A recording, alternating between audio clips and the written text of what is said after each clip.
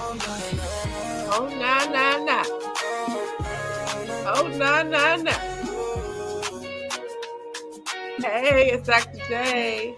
How is your day? You might need to turn some music on. Glass doors open like they know I've been. No tag checking, no second guessing. This is my time, yeah, it's my blessing. Okay. Velvet ropes can't hold Well, my name is Dr. J, and it is book club time. So I am excited. We are reading View Your Future Self Now by Dr. Benjamin Hardy. We are in a new year. I'm excited. It's just another day on the calendar unless you make a new decision. So I made a new decision to also try a new streaming app. So I am streaming on YouTube using StreamYard, and I'm also using what's called What's Not, which is a shopping platform. So I was able to take some of the products from my store today and from the comfort of my home, be able to auction them, sell them, have a store, and have people purchase them. Okay, so that was fun and new and different. And I have to have so many hours as a new seller on there. So I'm going to record my book club too at the same time. Why not? Hello. Okay, so we are reading Be Your Future Self Now by Dr. Benjamin Hardy, and we are on page 113. Before I get into it, I just want to give an overview in case anybody is new, so make sure to like and subscribe as well as share. So this book is divided into 3 parts. The first part is threats about your future self. The second part is truths about your future self. And the third part is steps about your future self. So just in case you want to go back and watch any of the replays, you just need the corresponding letter that goes with the one that interests you the most. Okay, you ready? So threats to your future self. A was threat number 1. Without hope in your future, your present loses meaning. B was threat number 2. A reactive narrative about your past stunts your future. C was threat number 3. Being unaware of your environment creates a random evolution. D was threat number 4. Being disconnected from your future self leads to myopic decisions. E is threat number 5. Urgent battles and small goals keep you stuck. F is threat number 6. Not being in the arena is failing by default. G is threat number 7. Success is often the catalyst for failure. And H was the conclusion about future self threats. Part 2. There were 7 truths about your future self. I, truth number 1, your future drives your present. J, truth number 2, your future self is different than you expect. K, truth number 3, your future self is the Pied Piper. L, truth number 4, the more vivid and detailed your future self, the faster you'll progress.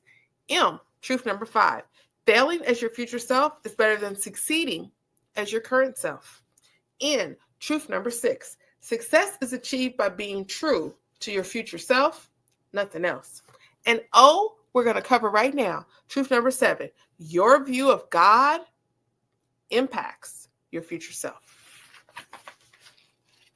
Page 113. Let's get into it. Your view of God impacts your perceived destiny. One of my favorite quotes. Our deepest fear is not that we are inadequate. Our deepest fear is that we are powerful beyond measure. It is our light, not our darkness, that most frightens us. We ask ourselves, who am I to be brilliant, gorgeous, talented, fabulous? Actually, who are you not to be? You are a child of God. Your playing small does not serve the world. There is nothing enlightened about shrinking so that other people won't feel insecure around you. Let me get this out of the way from the beginning. In this section, I'm not in any way attempting to convince you whether or not you should believe in God. That choice is fundamentally yours alone.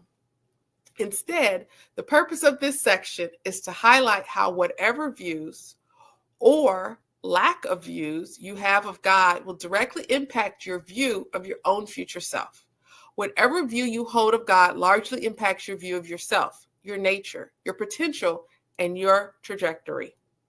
Your view of God impacts both your macro and micro views of your own future, both in this life and in potential afterlife. For example, if you believe there is a God and that what you do in this life impacts your state in the next level, in the next life, then that afterlife future perspective influences your actions today. If you don't believe there is a God and instead believe there is nothing after this life, then that future perspective will similarly influence your present behavior. Some perspective of God leave you with an unclear sense of purpose and a restricted view of your own destiny. From my standpoint, Dr. Benjamin Hardy, any perspective that limits your future self should be questioned, especially when it comes to God.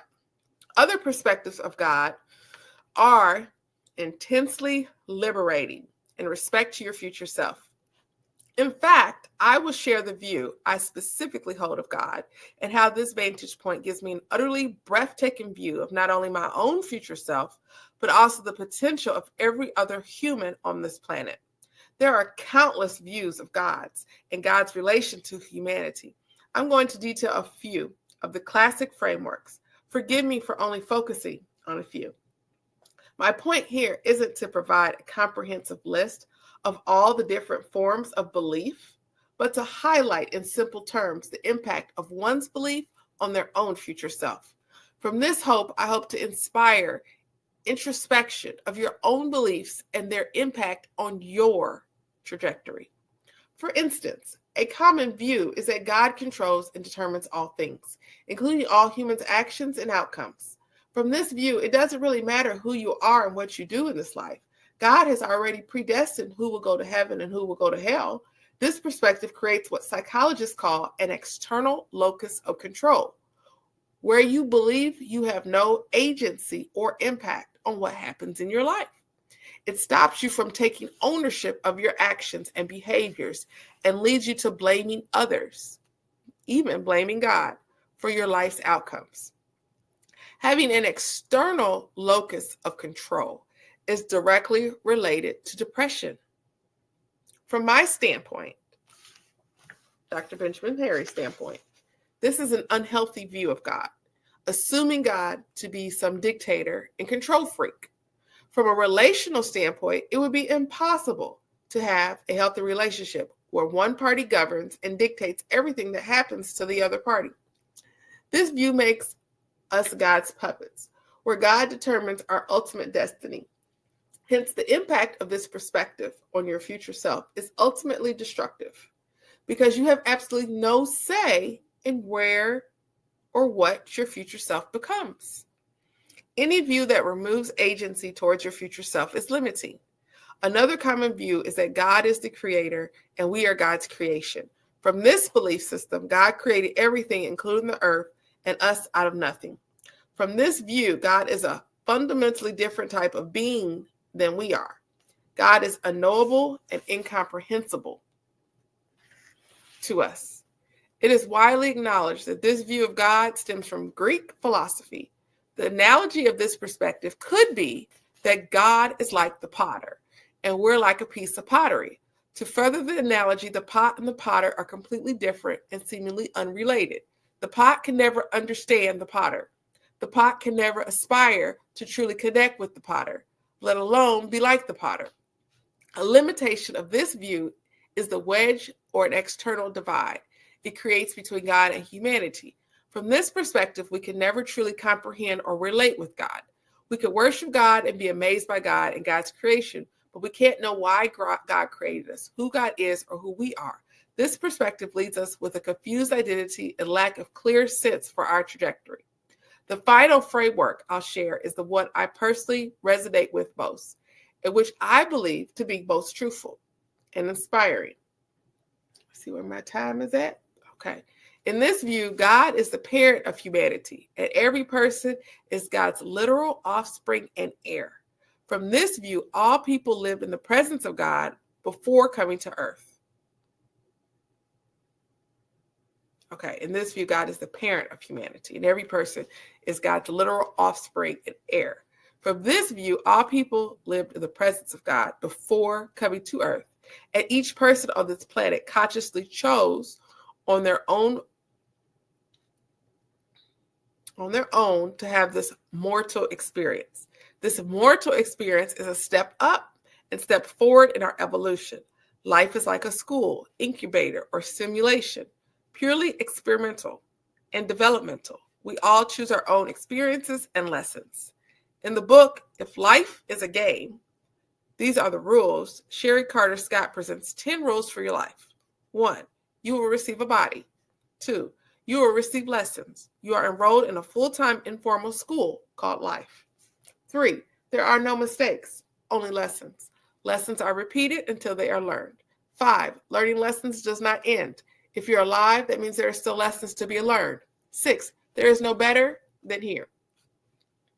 7, other people are merely mirrors of you. You cannot love or hate something about someone unless it reflects to you something you love or hate about yourself. 8, what you make of life is up to you. You have all the tools and resources you need. What you do with them is up to you. 9, the answer to life's questions lies within you. All you need to do is look, listen, and trust. 10, you will forget all of this at birth. These 10 rules reflect the words of the 18th century English romantic poet William Wordsworth, who penned, "Our birth is but a sleep and a forgetting.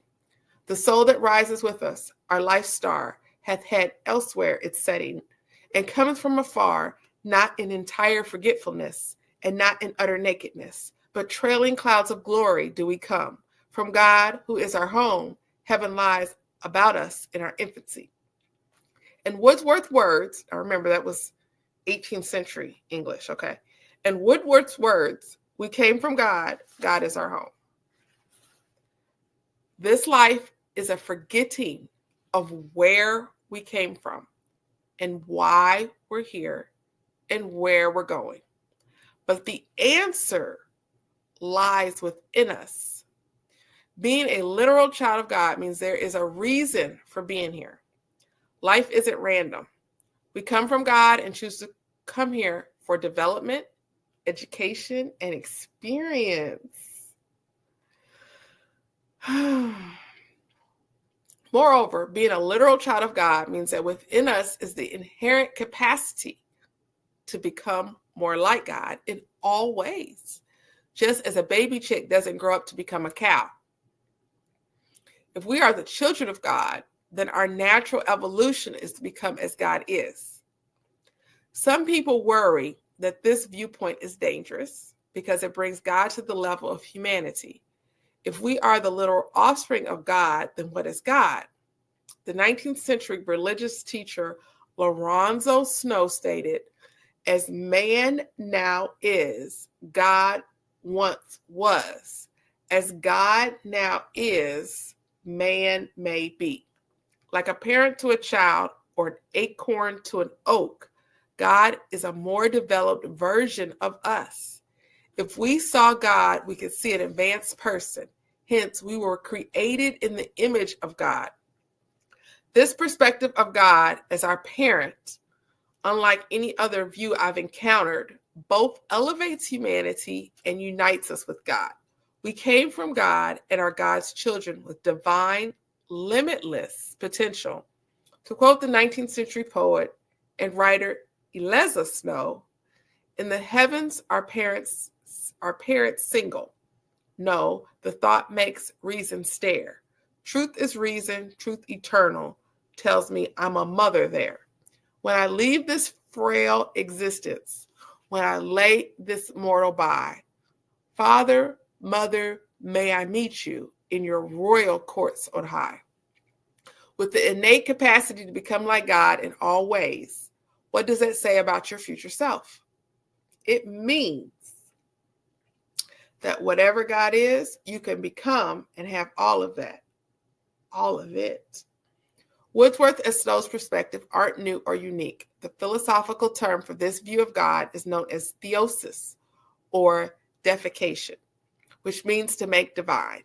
We see the theosis perspective as early as the 2nd century. For instance, a Greek bishop who lived from 115 to 202 AD stated, "We have not been made gods from the beginning, but as merely first men, then at length gods. passing beyond the angels and being made after the image and likeness of God. The famous 20th century writer and theologian C.S. Lewis was an ardent believer and advocate of the perspective of God and humanity. As he said, "It is a serious thing to live in a society of possible gods and goddesses, to remember that the dullest and most uninteresting person you talk to may one day be a creature which you would be strongly tempted to worship. There are no ordinary people." To me, this is the most intuitive, persuasive, and powerful view of both God and humanity, according to Benjamin Hardy. I also love the words of Lewis that there are no ordinary people. This view of God enables Dr. Benjamin Hardy to look at every person with awe and amazement. Every person has the inherent capacity to become like God. This life is a small step in our evolution. Infinity extends behind us, and infinity stretches before us. A person's trajectory is far more powerful and real than their current self. Inherent in this perspective is the belief that we choose to engage in this earthly experience as an important step in our own evolution. We saw our future selves in this experience. If we continue evolving, it will be because we chose to do so. Although the children of God, God gives us the freedom to decide what and who we become. There is no force or coercion. To quote the 1805 hymn, first published by Elis Smith and Abner Jones, the original author is unknown. Know this, that every soul is free to choose his life and what he'll be. For this eternal truth is given, that God will force no man to heaven. He'll call, persuade, direct all right, and bless with wisdom, love, and light. In nameless ways, be good and kind, but never force the human mind. God loves and respects us, irrespective of what we choose. Truth number 7 is that your view of God impacts your future self. Your perceived destiny and identity are inseparable. Each person should be fully respected in what they choose to believe about God, about life, and about themselves. We are extremely ignorant and limited in our current perspectives, and our future selves will see things from a more elevated state. That's the end of the truths about your future self. And then next, we will cover a conclusion on your future self truths. Actually, you know what? I'm going to go ahead and read it now because it's just one page. So here's the conclusion. Your future self is the driver of your life. Your future self is different than you expect. Your future self is inevitable, yet the outcome is optional. Your future self is what you're measuring. Failing as your future self is how you succeed. Being successful is only possible by being true to your future self. Your view of God impacts your view of your own future self. In this section of the book, we've covered the 7 core truths about your future self. These truths, if understood, will enable you to realize a much bolder and more powerful future self. You'll be freed from the fixed mindset of being stuck at your current self. Next, we dive into the 7 steps to be your future self now, the steps. As you apply these steps, you'll be able to clarify and prioritize your future self and eliminate anything less. I'm Dr. J. You have an amazing, amazing day. Thank you so much. And thank you, my new streaming family as well. We didn't sell anything on this live, but I hope you got some inspiration from me. So that's it today. Make sure to like and subscribe so that you can be notified of the next time that I go live. Take care and God bless.